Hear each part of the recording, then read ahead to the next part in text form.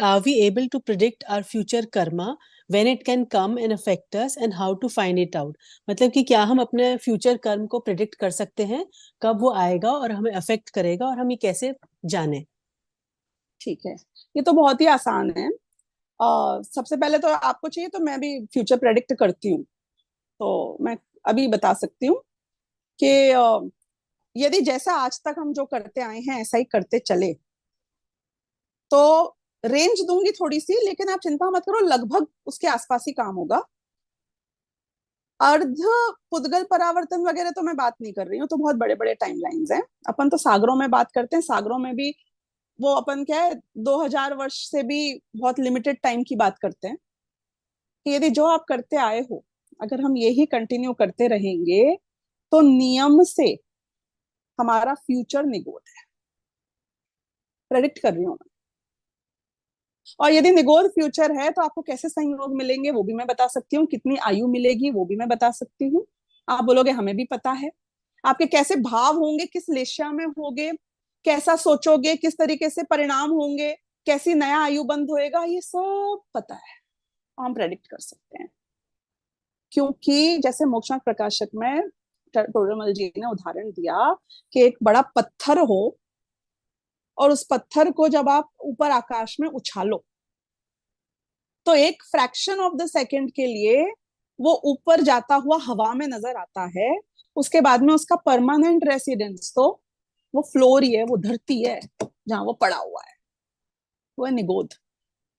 एक fraction of the second के लिए अनादिकाल से अनंत काल के बीच में कभी किसी जीव का कोई योग हो तो वो पत्थर उछल जाता है, यानी कि मैं तरस पर्याय में आ जाता हूं।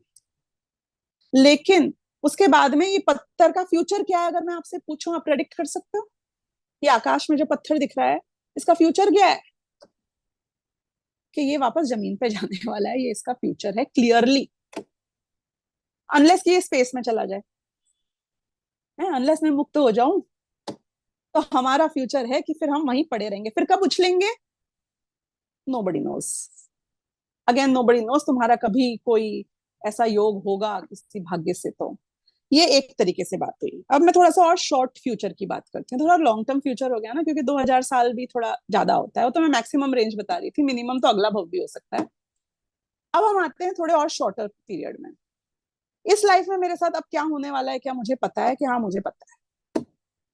आपको बता देती हूँ, आप कैसे मालूम कर सकते हो। वो याद है आपने वो एक लड़के को थप्पड़ मार दिया था बचपन में? इसका मतलब है कि आपका फ्यूचर क्या है कि अब आपको थप्पड़ तो पड़ेगा। This is how it works. आपको पता है वो धोखा दिया था आपने उस आदमी को, उसके पैसे दबा लिए थे, क्योंकि जो कुछ आपने किया है एग्जैक्टली वही का वही आपके साथ होगा, ये समझ लेना। हिटलर के साथ क्या होगा प्रेडिक्ट कर सकते हो आप? कर सकते हो ना? ऐसे ही भव में गया होगा कि जितने जीवों को मारा है उतनी मौत खुद मरेगा, नहीं? कोई भी जीव का यदि आपको भविष्य जानना है कि कैसे कर्म उदय में आएंगे तो ये बहुत सिंपल तरीका है। अब उस क्वेश्चन का जो इंपॉर्टेंट एस्पेक्ट मुझे ज्यादा इंटरेस्टिंग लगा, मैं उसकी बात करूंगी। ये तो हो गई कि are we able to predict our future karma, when it can come and affect us, how to find it out. हम पता है किस धर्म वाले हैं? आप इंतजार कर रहे हो व्हेन विल इट कम, कब उदय में आएगा और कैसे मुझे अफेक्ट करेगा। हम कह रहे हैं कि हम उस धर्म के फॉलोअर हैं जो कर्म को कभी भी उदय में आने दो, मुझे अफेक्ट वो कभी नहीं करेगा, इसको मानने वाले हैं। मतलब तुम प्लानिंग कर रहे हो कि अगर वो क्या बोलते हैं, अगर आप राजा ने मुझे दंड दिया तो मैं कौन सी मौत चुनूंगा? मूर्ख, तो ऐसा काम ही क्यों करेगा कि राजा तुझे दंड दे? Why are you even aspiring for it?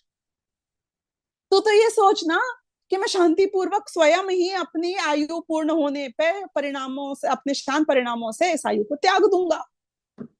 कि तुम अभी तैयार हो रहे हो कि मुझे कैसे कैसे अफेक्ट करेगा कर्म, कितना कितना अफेक्ट करेगा।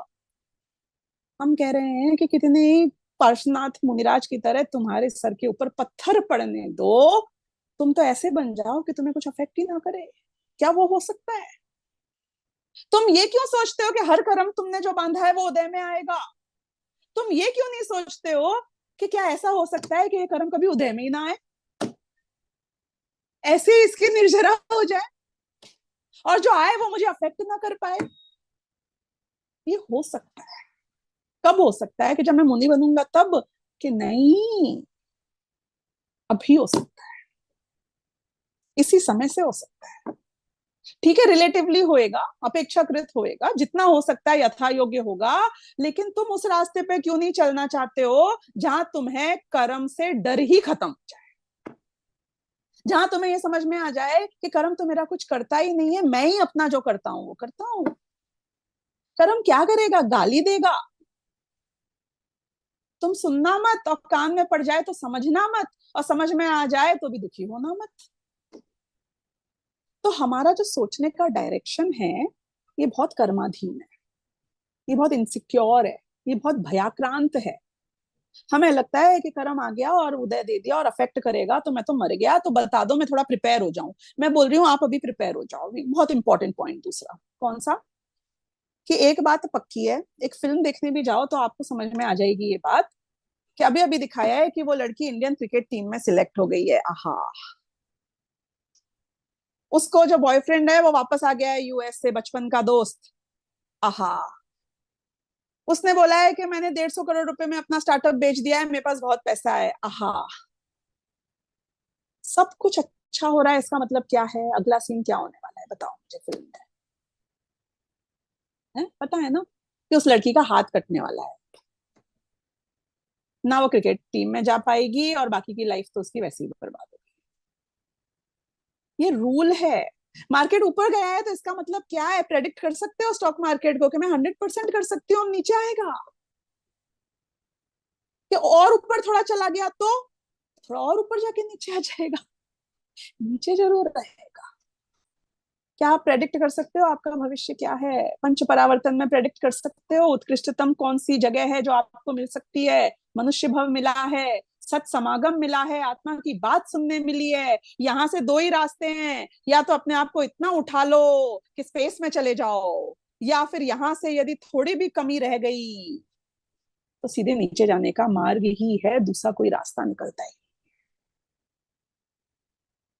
पंच परावर्तन में आपको पता है कि नहीं पता है कि आपके साथ क्या होने वाला है आगे जाकर? कि हाँ, हमें तो पता है कहाँ जाने के बाद कहाँ जाया जाता है, तो हमें सब पता है। संसार में रहोगे तो क्या होगा ये पता है, संसार को छोड़ दिया तो क्या होगा ये पता है। हमें तो उस दुनिया में जाना है जहाँ संसार अवस्था और मुक्त अवस्था से फर्क नहीं पड़ता, हम इन दोनों अवस्थाओं से बियॉन्ड पहुंच जाएं, ऐसे मुक्त हो कि ना ही संसार की पर्याय ना ही मोक्ष की पर्याय, दोनों में से कोई भी अब मुझको, मेरी मेंटल पीस को, मेरे शुद्ध उपयोग को अब अफेक्ट नहीं करते। तो इस तरीके से सोचना हमें शुरू करना चाहिए।